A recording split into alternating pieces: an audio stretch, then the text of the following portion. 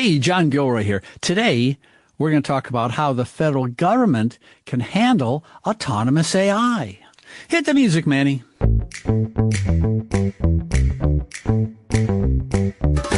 Welcome to the Federal Tech Podcast, the podcast that connects you to federal technology leaders. My name is John Gilroy. I will be your moderator in the virtual studio. Today is world-famous Justin Fessler, Vice President, Public Sector at LogicMonitor.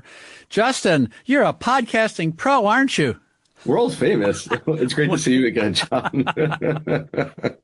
Well, we've talked to Justin a couple times in the past. He seems to be up to with a lot of different topics and concerns. And to tell you the truth, when I hear the word autonomous, I think of myself, a lawnmower out there, autonomous, going into the street, hitting dogs and cats and everything else. And I think the word autonomous, when it comes to the federal government AI, it kind of is a terrible brew. So we brought you in here to maybe explain some of these concepts of the federal government and what the heck LogicMonitor can do to help them out of this quagmire where, if you're an autonomous system in a commercial company making shoes or rugs, I mean, who cares? But life and death situations in the federal government. So, Justin, throw us a lifeline. Tell us what LogicMonitor can do, and maybe how do you define autonomous AI? I love how you go to the hard question first, John. No, it's not a scary time. Yes, there's things that are called agents out there, which are kind of like bots, but they're meant to automate tasks that are really time-consuming for humans to do, which are mundane for humans to do, which really don't require a lot of human intervention. So the autonomous aspect of IT in particular is making sure we can get to this, what we call self-healing network, by identifying alerts, incidents, doing things like correlation. That's really not easy for the naked eye to see, but we can use AI and analytics to correlate these events together, allow humans to be part of the loop, not the whole loop, consume outputs, and make decisions based on those outputs. So while, again, bots have this tendency to be scary, here we're using them for efficiencies and automation. So these are good things. So, Justin, we draft you for the Washington Nationals. We hand you a baseball bat and you say, just go up there and hit that 100-mile-an-hour fastball. I mean, sure. And we can talk about, managing AI autonomously, but the devil's in standing up there and having that ball come at your head. So when that ball's coming at your head and you're at the DOW and there's problems coming in and you're debating whether or not to do something autonomous, I think this is the challenge, isn't it? Yeah, I agree. And you know what? That all comes back to garbage in, garbage out data, right? If we can understand the interconnective tissue behind the data, then it's not as scary anymore.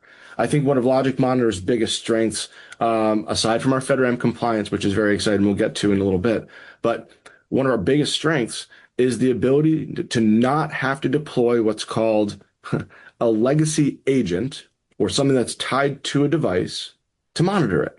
Shadow IT has been a problem forever, and that shadow IT creates blind spots. But where LogicMonitor has, again, its biggest strength is our agentless capacity. Now, that's from a monitoring standpoint, right? We do have agents from autonomous IT. There's a lot when it comes to large language models and those agents. But when we talk about traditional monitoring and observability, LogicMonitor happens to be agentless. And that allows us to scan the network, find those rogue shadow devices, put some context around them, show what they're connected to, show how they're operating in context of other things on the network, whether it's traditional network gear, whether it's servers, whether it's cloud infrastructure, storage, applications. Again, we're opening up the visibility plane, and by doing so, pulling it all together and allowing the system to understand more about what's going on and leverage those analytics and become more autonomous, right? Leverage that automatic flow, those capabilities to provide results to that human rather than the human have to understand the entire spider web of their network to pinpoint the needle in the stack of needles. Trying to come up with an illustration of something about shadow IT, and everyone knows what it is. I'm getting out my credit card and I'm going to do this. We all know that, but I'm trying to make it comprehensible for humans. I was at a wedding speaking with a bunch of young people, and a funny topic came up about filing taxes. Apparently, some of the young people that I may or may not know failed to file taxes. And I'm saying to myself, well, of course, in my family, everyone knows, you'd rather cut your foot off than not file your taxes, right? Everyone goes, yeah, yeah. But the reality is different. So if you have a team of developers working for you and they all say, oh, yeah, we're going to abide by the rules, there's bad things happen when you don't know what's going on, especially if someone's accessing data or not without. And I think that's the problem with shadow IT, just finding out where the shadow IT is, because they may not admit it, or they may, I don't know how to, I'm not going to use any strong words here, but they may not admit what they're doing. There's always folks that have their own applications, their own things that they have to accomplish, right? Things that they need to build, whether it's spinning up a server to manage this workload, or even going to the cloud infrastructure and leveraging these cognitive services. Well, that creates a problem, because as I'm leveraging those cognitive services from XYZ cloud, that creates a cost for the agency, right? The agency doesn't know why their costs are going up, because there's different service accounts that are out there. People have different ways to get to these services. But LogicMonitor, like I alluded to earlier, it's a complete visibility plane for all on-prem stuff and all cloud infrastructure. So we can map those service accounts, understand what's being used. We can see if someone stops using services and it's just out there idle or unattached. And that gets into some of our capabilities around cost optimization, right? There's a lot going on in this administration in terms of efficiencies and consolidation, but cost is a major driver behind a lot of that, right?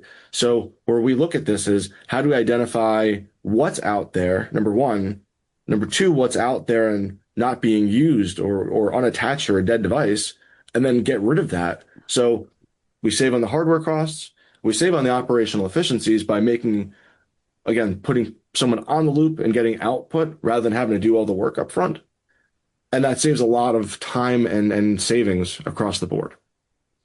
You mentioned a hot topic here in this podcast, compliance. And I think when I write down compliance, my pen just automatically goes to zero trust. Zero trust seems to be a big, important topic here today. So do you part and parcel of this zero topic discussion? Because observability is key to knowing who gets what and how to assign what tasks. So you must work hand in hand with all these concepts, huh? I completely agree. One of my favorite questions as of late is typically to cybersecurity or CISOs, zero trust leaders. How does observability play into your zero trust posture? And I get a common answer from just about everyone is, if I don't know what's out there, I can't lock it down. I can't secure it. I can't put it in a framework that I feel confident that I can trust it, right? And zero trust says always verify, never trust. Never trust, always verify, right?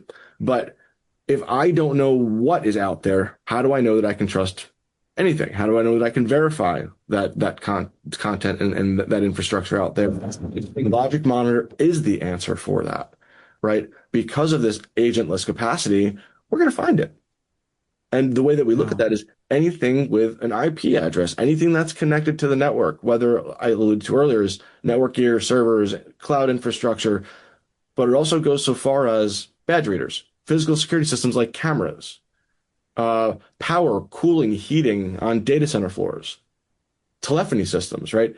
Anything that's going to provide the agency a service that drives their mission and ends up providing us as citizens a service needs to be available, needs to be up and running in a near 100% to 100% capacity, right?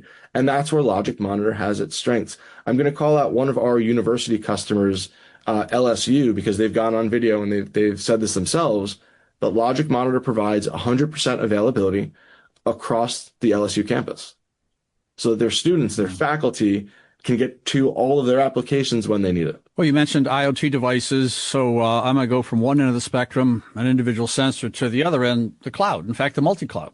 Yeah. A lot of cloud vendors in town here, big events involving cloud. Now, the problem is multi-cloud because cloud provider A may have one list of rules and cloud provider B may have a similar list of rules, but differ. So the compliance challenges may work perfectly with A, but then B is unintended consequences. So can you help us out in this multi-cloud world, private, public, all kinds of clouds? Yeah. And actually, I think the challenge not challenge, but most agencies use multi-cloud environments, of course, right? At least two. And our stance is please use whatever cloud infrastructure that you want to that supports your workloads for your mission. Our strength was, connecting to those cloud workloads, that infrastructure, whether it's Kubernetes container, an S3 bucket, whether it's in AWS, whether it's in Azure, whether it's in Oracle, or whether it's in, you name it. We don't really care where it sits. We want to just provide visibility into it. I think a good example is going to one of our commercial customers, Topgolf.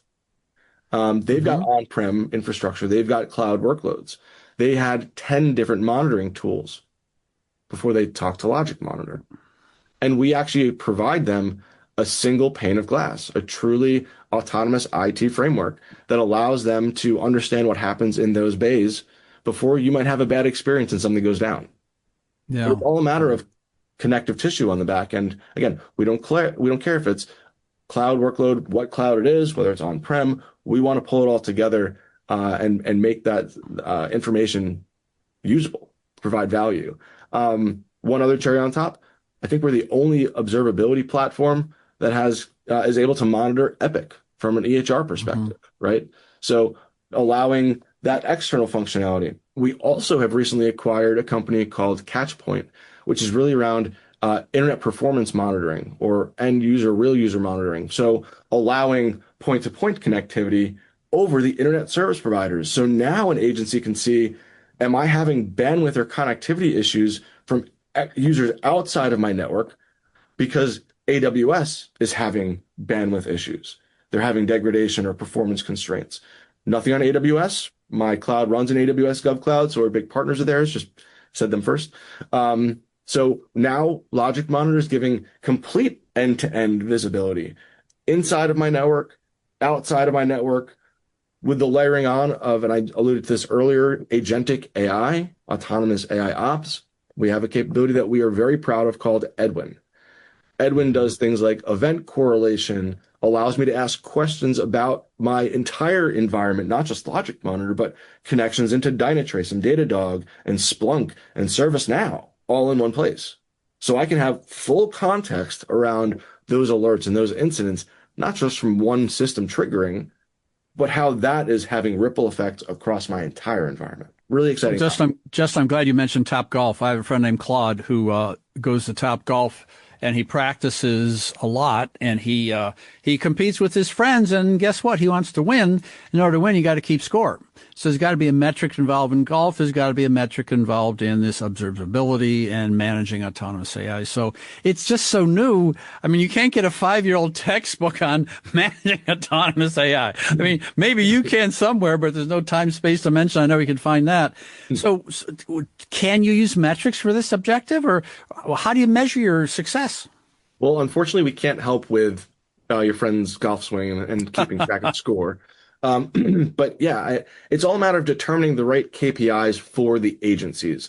And the way that we work with agencies typically to define those KPIs is around the mission critical applications and those metrics that truly matter around driving citizen outcomes, right?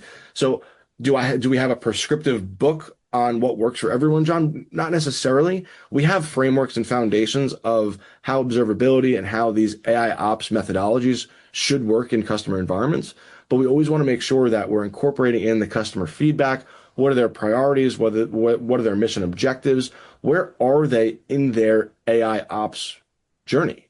And how do they see those outcomes from their perspective actually influencing citizen outcomes? Because I think that's the most important thing at the end of the day is citizens obtaining value and services from our government. We're their customers at the end of the day. So we need to make sure that they have the right functionality to deliver back to us. So again, just go back. It's all about driving to the client mission and the mission critical services. And we always align to the requirements to drive those forward. Okay, let's get up close and personal. Years ago, they did that with the Olympics. Up close and personal with Justin Fessler. So we go to agency A, and we turn on a visibility tool. We find 2 or 3 different situations. What's your responsibility for reporting those? Are these cybersecurity? Are these compliance? Are these compliance issues? Are they Are they shadow? Oh, John Gilroy over in the other building got his credit card out and he's in trouble. I mean, you're in a kind of a dangerous situation, Justin. The So good how do thing, you juggle that when with all this visibility? Who do you say and how much do you say? well, we want to say as much as relevantly possible, right? And there's a Yeah. fine line between that. And it gets into tuning of the system as well. Do we want to alert on everything? No, no, no, no. Yes, yes. Right? Yeah, There's good. things that are actually called alert storms, and alert storms detract from I people's know. time and attention. But this is exactly why AI is so relevant today, John, is that AI helps triage and diagnose and prioritize and correlate, as I've said a couple times, to identify the alerts that matter and need to be alerted on, right? On Yeah. top of which, when those alerts are identified and alerted on, we're going to notify people in the applications that they're used to working in. Does someone have to sit in LogicMonitor all day? No, I'm sure people do in some cases, but they don't have to. And the intent is, well, we tie into ServiceNow, right?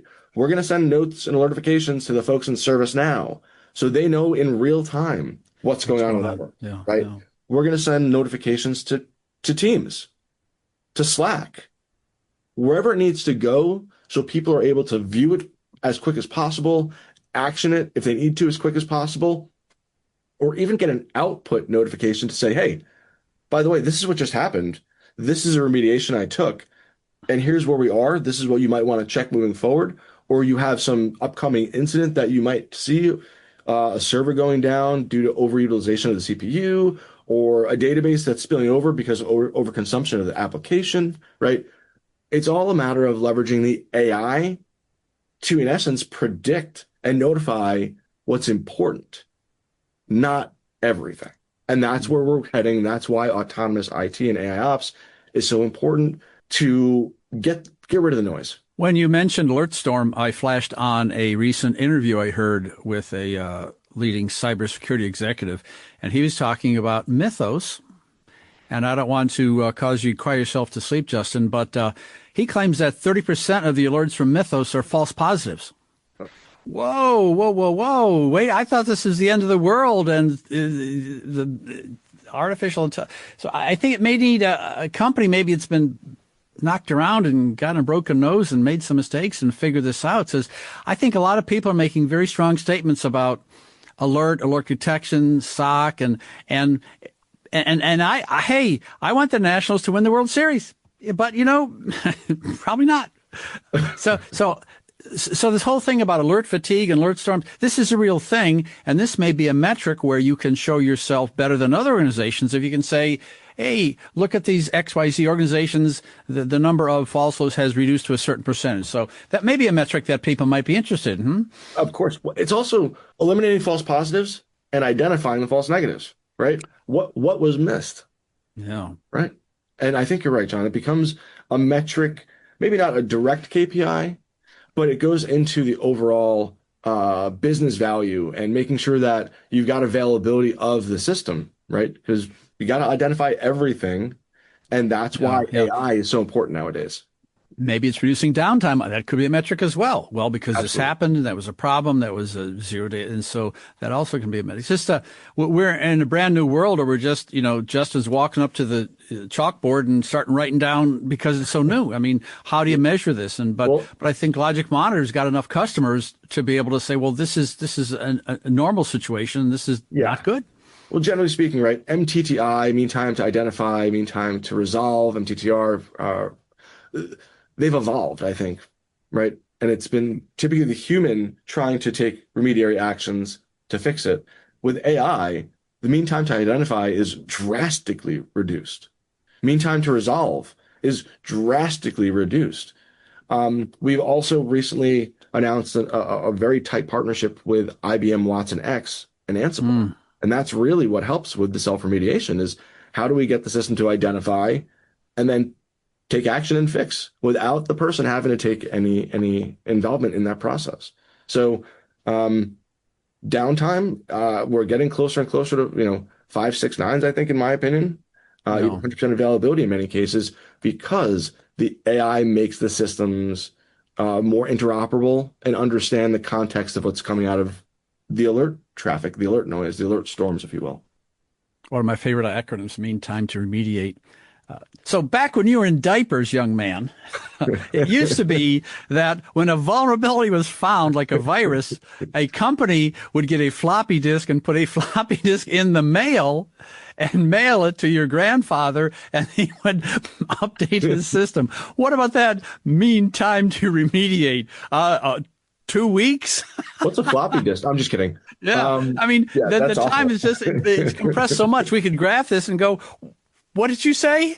Did you say it's just incredible? It's just the AI and the capabilities now are just maybe even in the last 3 years has drastically changed too. It has the speed is incredible. Yeah. You know, what's amazing to me. So you knew I was with IBM for a long time, and going back to my IBM Watson days, the same Watson technology that I was working with back then around natural language processing, the same technology that's been around since the 1970s, has now finally become commercially available, has now finally become relevant from a B2B context or even B2G context, business government. And it's consumable from an operational mission standpoint, right? We're able to take data, able to put it into these large language models and allow them to make sense of unstructured and, quite frankly, structured data in context of each other. That has been a challenge for a really, really long time. And now here we are in 25, 26, and it's usable. It's just been a delight over the past decade or so, almost 2 decades, to watch that evolution. Yeah. Yeah. So put your little thinking hat on there and maybe go to your Watson computer and find out exactly what's going to happen in the next 5 years. I mean, I couldn't have predicted what's going on now. But I'm asking you to predict the future of autonomous AI and especially interacting with agents and identification. I mean, the whole idea of authentication, identification for agents, this is going to get very complicated the next 3-4 years. Where do you see it heading? More automation at the end of the day, John. It's just going to be more and more automation.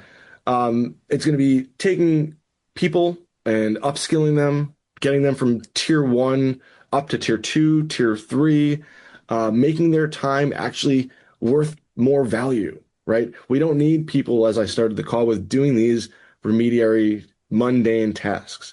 It's going to be more integrations across the larger ecosystem of devices. There's going to be more AI models coming out that need to be monitored, need visibility into them. What are they doing? How are they performing? What other third-party or fourth-party services are they connected to? So it's going farther down the chain, the link. So I see a lot more automation coming into play to make what has traditionally been something that hasn't been a real focus with network monitoring and has now become this real large focus area. Not to be redundant, but very, very important topic because alert storms and shadow IT have been just draining the time and the resources from these organizations. So these things can all be automated to identify and predict. So that's where I see the market heading. Good. And if you're working for a federal agency, want more information, I imagine your website's got a federal government page. Is that right? It does. It is www.logicmonitor.com/solutions/federal-government. And I'll put that link in the show notes page so you can go there and find out what's going on. But I think it's an important topic. And just, on one end, we're getting bombarded with IoT, all kinds of data. On the other end, we're getting with different ways to store all this data, and the federal agencies in the middle of all this. And just network monitoring now is such a concern that maybe 5 or 10 years ago it was a back burner, but now it's more and more important because constant attack every single day. Justin, thank you very much for your time today.